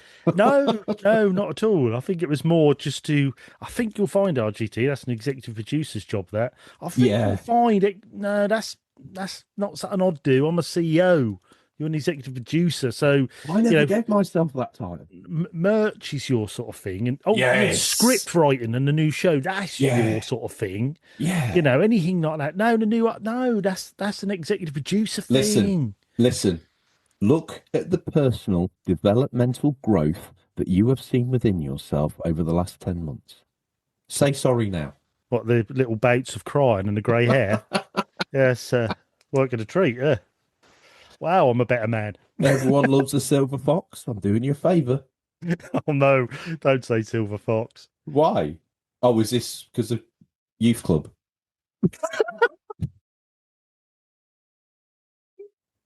Jeez, no, I'm not going there. Anyway, let's get on to our fantastic subs. I was trying to seamlessly link there, but you left a few fishes dangling, and I had to have a little nibble. But what I was saying is, if you want to communicate with the show, and God knows why you'd want to at this point, but if you do, Instagram, Twitter, all that sort of stuff, and also, more importantly, probably the Discord, where you'll find yourself able to engage with a load of like-minded friends. Now, I don't know why you think it might be culty, because it's not like that. You just assigned a watcher when you first join, and make sure you only say positive things about the UCP. I would argue that's friendly. It does sound a bit culty. That doesn't actually happen. Don't panic. If you weren't scared off originally, you're terrified now. That's the Discord dead. Dead. Yeah. That's fine. But equally so, as we say, the show will always be free. Its sister show, Flashback, will always be free. But should you ever want to support the show, I'd recommend coming in from as little as $3. That's $3, George. That's not even real money. No, you're right. It's damn near like £2.70. It's nothing. And also, I'd just like to say, we do have, sorry to interrupt, George, we do have tiers. Would people like me to add the tiers on at the end of the show in the show notes? Is that something you'd like? If you could see them there, would that be any better for anyone? Because I know a few people have asked me, well, where do I find the tiers? Well, maybe do it. Just do it. I'll add them on the show notes. There we go. Because I don't even know what they are. They're insanely generous. So even if you sign on at $3 RGT, the Georgie special is guaranteed. You get a t-shirt straight away. Mm-hmm. Boom. You can have the current artwork, or you can go in the download section of the UCP Discord, and you can pick any image from within there. As far as I'm concerned, You can have it on a t-shirt. Mhm. There is even a picture of RGT's head attached to a Greek statue with a cherub-like penis, which is, quite honestly, I had it as my phone background for a while. That's the other good thing about downloads. If you want to go in Disturbing. there and use any of those images, it's your phone background, your wallpaper on your PC. Knock yourself out. It's all free. I think we scaled some of them to be phone wallpaper size as well. So go dig in. Yeah, in the download section, there's few, there's Ray in there and different bits and pieces and a bit of George, lore and different stuff. And why do you keep giving us all this cool free stuff? I don't know. I just want to be loved. you're a giver, aren't you? I'm lonely. And let's I know that, face but it, you're a giver. I see that as something I can get behind. Yeah. Yeah, I really do. Yeah. So tell me about this long line of people that I can get behind in the Discord and give all my love to, RGT. Because if you support us on a monthly basis to the tune of $3, you'll get your name read out on the show. Mm-hmm. Are we going to, RGT, what was the feedback from within the community about maybe playing this section of the show maybe a little bit straighter out of respect? Well, I was thinking, shall we do a little bit straighter show, this, read out this week, and we'll see what happens. Because it's always got a little bit edgy. A solo show I played at Cool the week before when me and you were on, we did get a little bit out of hand. Got a little bit fruity. Well, when I'm disgusted, I know we might have gone a bit too far. And I mean, your level is low. Well, you are low. When I heard back, and I think it was the Ginge intro, as humorous as it was, I realised that might have crossed a bit of a line. I did think when you said that, I thought, that's. He didn't mind. Obviously, he probably loved it, But yeah, I think responsible adult was probably a misplaced word. I misspoke. Yeah, I misspoke. I'm not a responsible adult, so it was totally fine. Exactly. I'm glad you've confessed. First up, straight out the gates, chased by the Mysterons, but nobody else. It's Captain Scarlet. Thank you to him. He's, I don't know, he's in the background. He's wrapped his tendrils around the Disneyland website at the moment, isn't he? You might think that he's done that to throw you off the scent. A lot of people do that. Like an absolute kipper. A lot of people do that to me. Don't take it personal. No. You're just a victim. Maybe. Next up, we've got the wonderful Retro Ed. Thank you very much, Retro Ed, as always. And I hope you're enjoying Flashback, because a couple of times I've put it on Instagram and straight away you've put it up because, Brilliant. Because I'm technologically inept, I noticed that a lot of people had shared. I woke up my Nokia 3310. It had been ringing its tits off. I go into it and it transpired people had shared videos on it. But it must have been Instagram. And I meant to then share back, but it did that thing of when I pressed on it, it kind of disappeared because it was like, you're too slow. Yeah. So I apologise, but I saw that you'd done it and I am very grateful. Thank you for that. Yeah, brilliant. So thank you, Retro Ed. Up next, a man who's needs no introduction. He's the one-man George fan club stroke army. I'm thinking army now because he's just brutally strong. Very strong, very ripped. They're not normal gamers, our listeners. They're all muscle-bound, sort of came in playing it loose, and then we've had to change all their names to Ripped or Hulk or Physique Specimen on the Discord. Yeah, inspirational. Definitely. So who was it then? Who you're talking about? You haven't said his name yet. Carlos, the one-man George fan club. There you go. Have you said it? I don't think you'd said it. Yeah, I said it. But obviously you don't listen to the bits that I'm on, so that's cool. You what? What are you on about? Sorry, I'm just reading. Dons, can you edit this just so it's me? Yeah. Up till 4 a.m, preparing you your own. Yeah. Can we just have one more listen so I can just listen to myself? You're very... What? I've noticed you and OG Tom have never been in the room at the same time. the wonders they can do with it would be very OG Tom of him to method this character called RGT. It would be very. There's a reveal for Lionel episode Blair, baby. 300. Lionel's lawyers. Yeah. That's from the old shows. Anyway, next up we have Before the Empire. the wonderful Firm returns. Thank you as always, my man. Brilliant, absolutely brilliant. And just let me know, Firm returns. Have you played Simon the Sorcerer Origins yet? I still haven't fired it up. I keep saying I'm going to play it. Let me know if you've played Firm it. What returns. you think. How many extra followers have you had off the back of all the financial props we've given you on the show? Yeah, remember, from Tramp to Trump in a week. Sorry, what about Mr. Netanyahu? Yeah. Yeah, that happened as well. That means I get Trestles of New York, thank you, and the finest wings on that side of the America. Absolutely fantastic. And then we've got the awesome Rose Space Monk, the Dreamcast legend. I want to take a moment. Now, I don't know if it's PG enough, but he's probably... I saw a picture of him the other day. Rose Space Monk's child. He's Game Boy Matty. He was the show's immortal 2-year-old who's recently celebrated what looks like his 38th birthday. So I don't know quite what to do with that information, but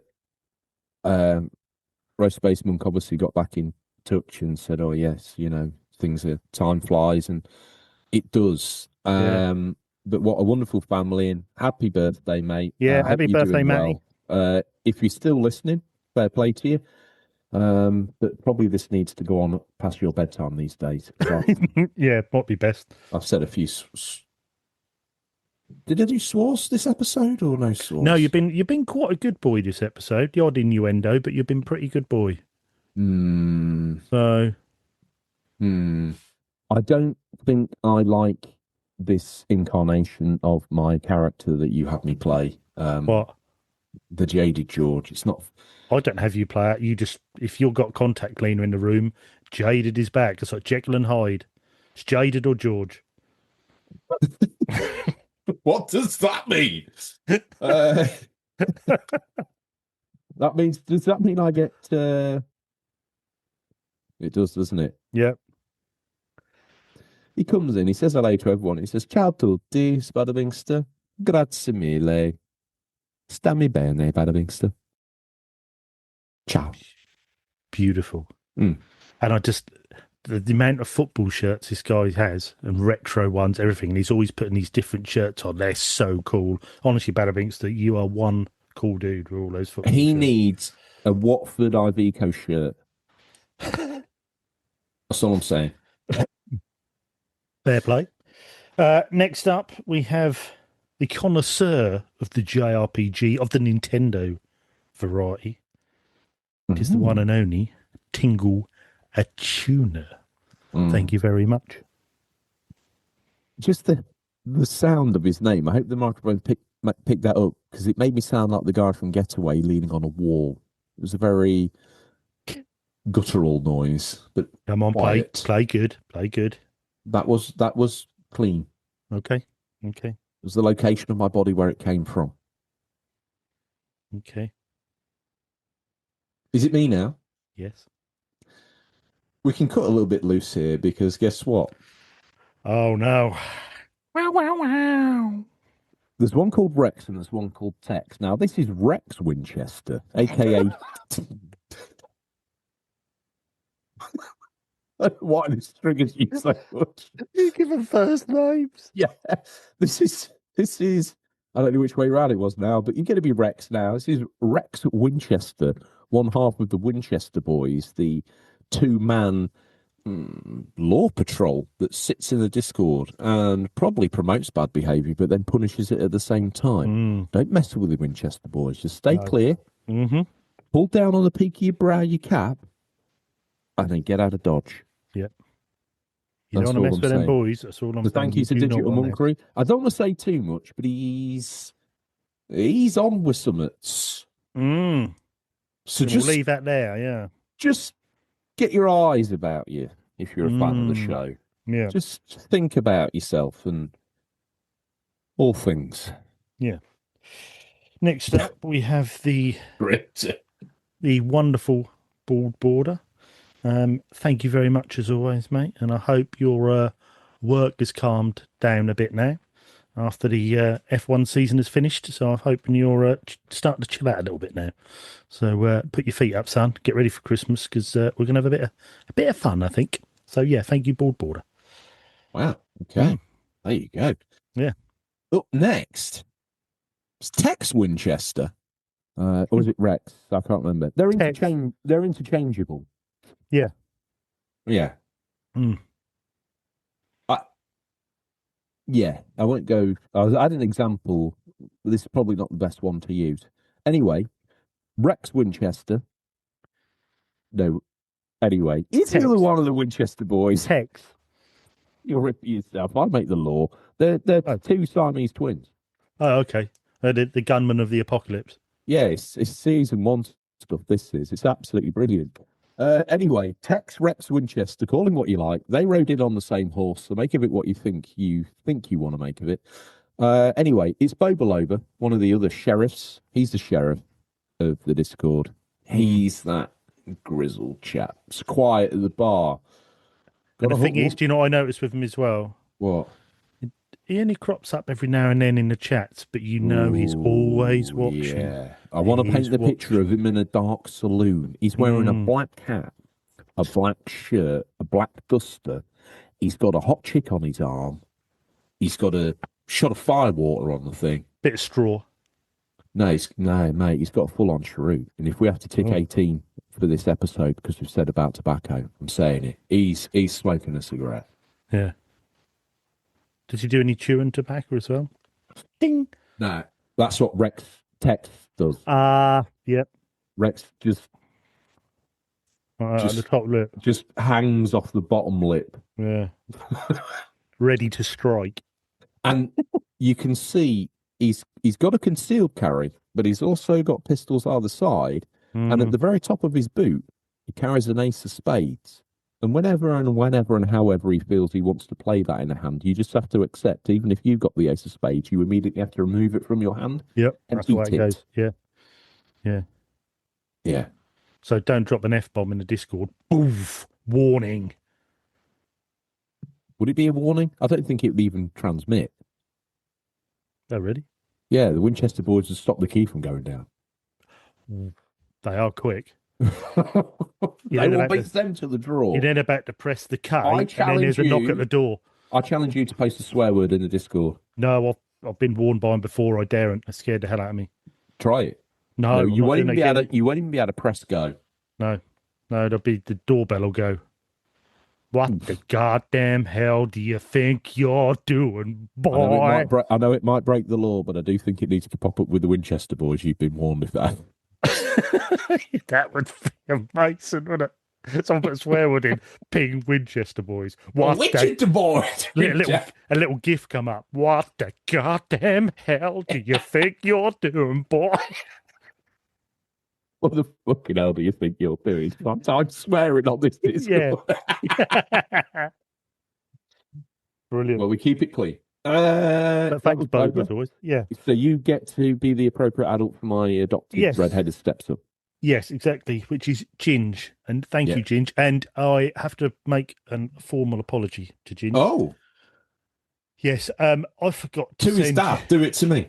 I forgot to send his challenge accepted gift off, so I have got that done now, and I will be sending that in the next couple of days. So, do you think you are? One-man band. So yeah, sorry. So I'll get that sent as soon as I can. It's all done now, so I will get it. That's my son. That has been a delay, so I do apologise. I'm sorry. Don't you think he needs his 18th challenge accepted prize? Yeah, 19th. Yes. So sorry, son. Sorry, Ginge. Yeah. Yeah. So yeah, that will be that is on the way. Excellent. Who we got well next? Deserved. That's why I don't play. I don't get absolutely crushed by my own son. Up next, Lord of Darkness, a man who is currently stitching me a very small T-shirt together from his hair. With a picture of John Lennon on it, or was that another picture? That'll do. Yeah, it's fine. Saying, I'm the real victim here. Jeez. Thing is, I want to know who is down the food chain from us. Something reported on the UCB Yeah. about the Switch 2 frame rates. We'll have to get our t-shirts done then. They're the real Robin Hoods. Yeah. So yeah, Harvey Retro. Who's next?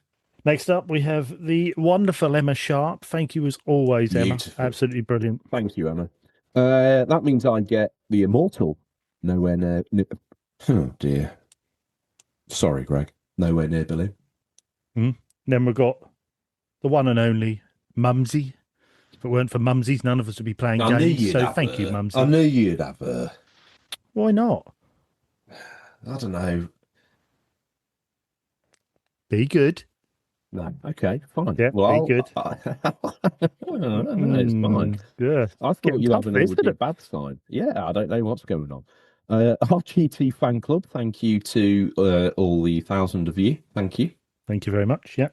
Next up, we have the second hardest man in the Discord, which is Pete Brocklehurst. Thank you very much, Pete. Very true. Ginge flosses with Pete Brocklehurst. Mm-hmm. Definitely. Yeah. That means I get what feels like a safe space now. Billy Marmite. Yeah, you get that little sort of warmth when you get Billy Marmite. So, but I took it pretty straight with everybody else. But I do believe I signed a legally binding contract with Fat Zangief for his subscription. I've got an objection, my lad. Yes, what is it? I think we should do a more gentle, a more downward, a more passionate Fat Zangief, not just a raw filth. I think we should be more connected. All right. I think we should be more for this Zangief. I want you to imagine your partner for the last 30 years has taken you on a tantric yoga retreat to the foothills of India. There, your guru has taught you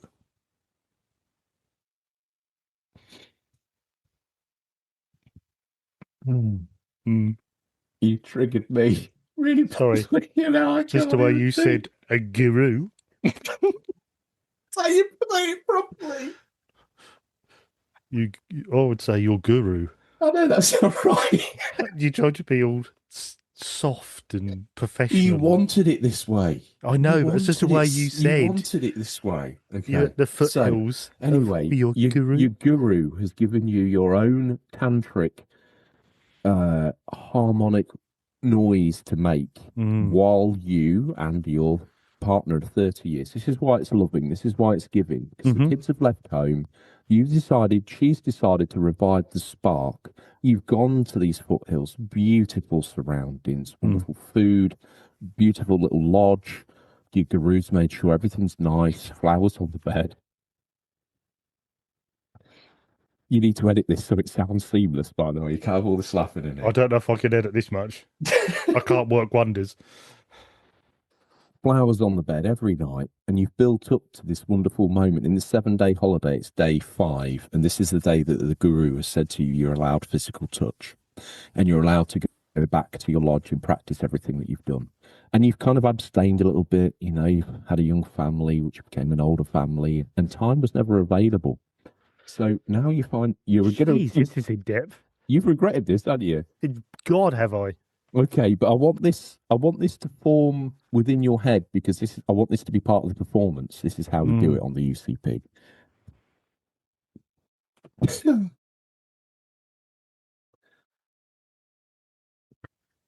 I'm now thinking how my life took me to this actual point in my life right now.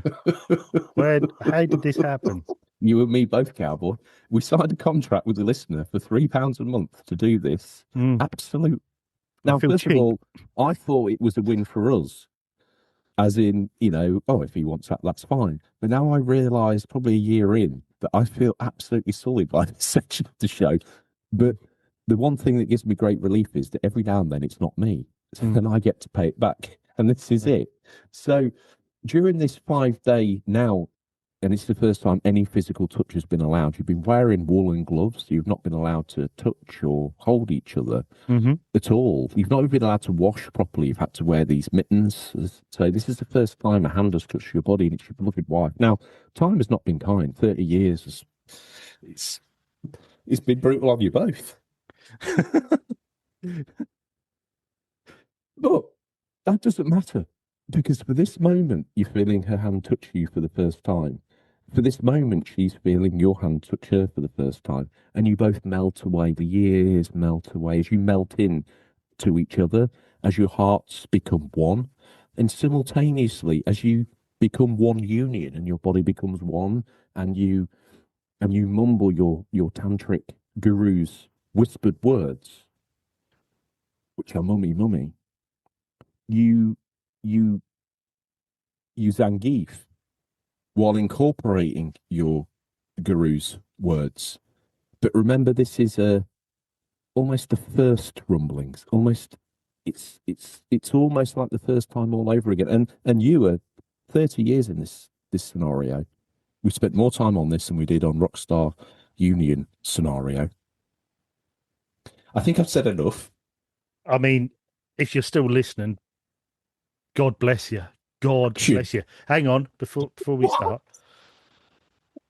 So, have I got to recite his words, or have I just got to be in the moment and just let it flow? You have to recite the words and let it flow. And by letting it flow, say the words Fatsangi in the way that we've been contractually obliged to say them. Okay. I know it's complicated, but I think he deserves it, and everybody else does. After all that, this payoff better be good. I've set I know how you see it. I see it that you're just really stitching me up and making me uncomfortable, because there's no more joy in your face than seeing me uncomfortable. I think I went past it. I lent into it. I was ready to do it myself by the time I'd finished. I believed in it. I bought the story. I hoped you would as well. It went on a bit, I'll be honest. Well, you kept interrupting me. It's not a bestseller. Well, I think it is. Anyway, I just got to remember what the guru said. Right. Passion. Love. Passion. Love. Passion. Fats and Keith.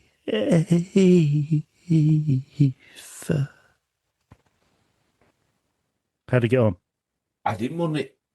I'm going to let it slide. I think the performance was beautiful. Mm-hmm. I think the essence of what was there was captured. Mm-hmm. I think that's what I wanted. The guru's words were mumsy, mumsy, not passion, love. Yeah, but I was thinking of day 5. Mumsy, mumsy was the second day, and I've took day 5's words and just thought I'm just going to roll with this. You start with mumsy, you end up with passion and love. Okay. I hope he's happy. That's a hell of a lot of work. That was hell of a lot of work. What are you hoping to play? Definitely more Illusion of Time. Really enjoying that. It's really got me looking at. How do you think that compares? This is something I meant to ask you at the top of the show. Obviously, you played through some other JRPGs. How do you think it compares to the ones that you played on newer systems? You can definitely see the essence and where that whole genre comes from. And like I say, this is very Secret of Mana, Link to the Past. I think if you like Link to the Past, I think you'd really enjoy this. It looks decent graphics. It plays pretty well for how old it is. For sure. You got that. I like the scene setting, and I like the. It's not one of them which is time consuming because you're wandering around trying to find what to do. It's quite well signposted, and even if you get even some of the dungeons or castles which are a bit dungeon crawler mazes as you go round, you'll have 3 doors and you'll go through one door a couple of times and think, hang on, you'll go through the other one. Oh, there you go. It's not that difficult to get your way around, which makes it more enjoyable in my eyes. Some of them older RPGs where they're long because they're very what's the word? Grindy. Obtuse. Yeah. there isn't that side to this. This is a story in your planet, proper Enix style. I mean, you could pick this up for cartridge only for about 20-30 bucks. So it's not a, Oh, not a, right. yeah. I think even boxed complete's about 60 bucks. So that's not a killer on the wallet. It's definitely worth playing. But yeah, I'm really enjoying that. It's got me looking into some more Enix ones. Some of the other Enix ones are a little bit pricey, but I've got some more over there. I'm going to have a look at, and I actually have got the original Secrets of Mana, and I've got Final Fantasy 3, and I've got. I think you're in the right place to love Mana. Yeah. I played Trials of Mana on the PS4 version.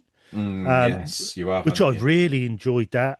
So I'd like to try Secrets of Mana on. I tried the. I had that back in the day, you know. I was so young. Well, that's a bit of an excuse, but it was like nothing else I'd ever played. It completely bamboozled me. Yeah. That was that sort of the start of the genre, really, or what we knew of it, anyway. Yeah, I guess, unless you're, full on, into it nerd, I suppose. But yeah, the SNES probably drew our attention to it in a way because the PAL Mega Drive never really dallied with them too much. Fantasy Star, and maybe Smattering of others, but we never really got the big chunks of it, did we? We didn't get Final Fantasy there. You didn't get Mana there. No, Super Nintendo was the place really for those sort of RPGs and JRPGs and turn-based and stuff. So yeah, really enjoying that. Definitely going to delve more into Red Dead. It's got me a bit of a bug to play that again. I'm humming and hawing whether to save that as my sort of Christmas playthrough. Well, I've only got 2 days off at Christmas. I ain't got a lot of time this year, but I don't know whether to keep that as a Christmas game, or do I buy a new game, or do I wait and see if Father Christmas? Well, the family are going to gather round you on their Christmas Day while you just sit uninterrupted gaming. If they speak, the hell is to pay. They know the rules. I wouldn't waste your time on verbally telling them off too much, just a sharp backhand, because it's minimal time, maximum effort, maximum return, in many ways.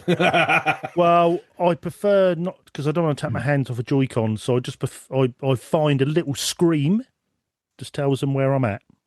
Oh, yes. Yes. Little scream, and they know that when they hear the little scream, shut up. So anyway,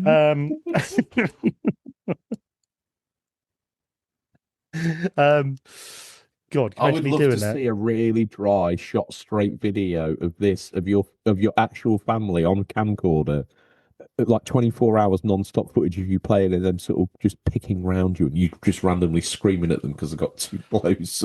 Someone rustled the newspaper. Pulled a cracker, God's sake. No, don't upset him. He's on Red Dead. Shh. Wrapping a pillow over their cracker to pop it. Yeah. Then looking round nervously to see if you moved. Mummy? Sorry, RGT. Sorry. Mummy!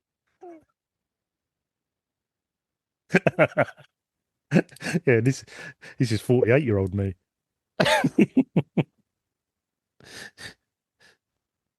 Anyway. So yeah, a bit more Red Dead. Definitely more Hades 2. That'll always be sort of going on in the background there. And, yeah, nice. And I keep wanting to get back onto Halo 4, and I keep thinking maybe that'll be my Christmas game. Don't know, because I want to be playing through those. I was listening to the playthrough podcast this week, and they've been playing Halo Infinite on their playthrough of their current game. You cheated on this podcast with another podcast. Yeah, oh God, yeah. I like to listen to something decent. And that did.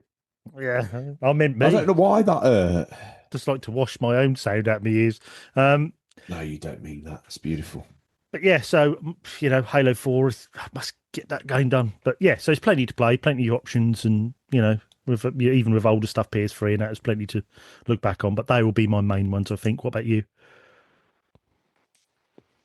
I think I'm just firmly going to plant myself again, just research purposes, in the past a little bit. So I think I think we're dipping below the millennium. We're going above the millennium, aren't we, in terms of upcoming Flash UB? So I'll just continue probably just peddling the PS2. Want to finish the Getaway. Want to then now go back and retrospectively now finish Scarface as well, because we got distracted but deeply involved in the Getaway. X-Files as well, I think, is a bit of a hero, but they might say it's welcome. I also played Max Payne BTW, just a quick go within the first. That game has not aged well on the controller, although maybe I need to play with the silver controller. No, I still think that's probably not aged very well on controller. Defender. You need a defender. So versatile, so good. Do we take the time at the end of the show for me to investigate why I'd get a defender over a wingman, Brookman, or whatever it's called, and then these are the devices and these are the things, or is this not the time? Not the time. Well, I'll tell you what, that'd be a good one. We can discuss that on flashback. Yeah, because I'm like I'm just torn. I don't mind dangling the cord. I've got an extender and I don't mind dangling the cord all the way across the lounge. I'm not bothered about this setting. It's about how I react to the game. It does gripe you a little bit because one thing I forget is how the weight of the cable, even though it's not that much, just kind of constantly, just gently, teasingly pulling at the pad.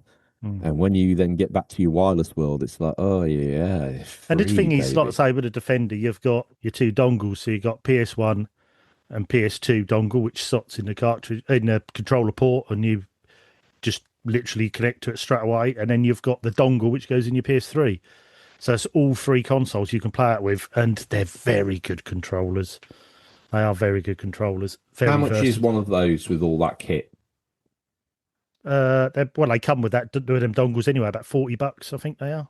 If you go in a sale, I bought a crystal blue one. So it's like the sort of transparent blue, and I got it on sale, I think, for about $30.